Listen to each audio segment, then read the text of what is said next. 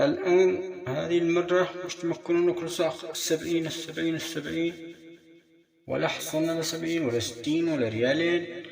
اخرجوا هذه المرة قولوا راتب.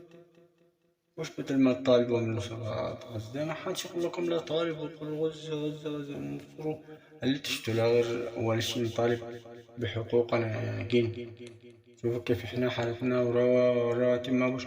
بدل ما الحوثي خايف طالبهم يقولوا يا عدوان راتب مش بالحوثي يمكنكم. الآن احنا بحالة مع العدوان. ليش ما يستخدمش الحوثي حقه هذه العنقهية وما يقول انه يضرب مدري مين وضغط عليهم يسلموا راتب؟ لما ما يستخدمش هذه إذا كان قوي؟ إذا كان ليش ما يهمش أمور الشعب اليمني؟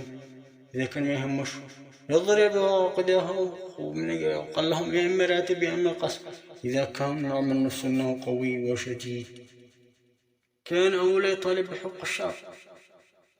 بعدين يقول ينصر المظالم، يخرج اللي بيستيقون عيبنا، يخرج اللي بيستيقون كم يزكون مساجين. بعدين تخرجوا الشارع.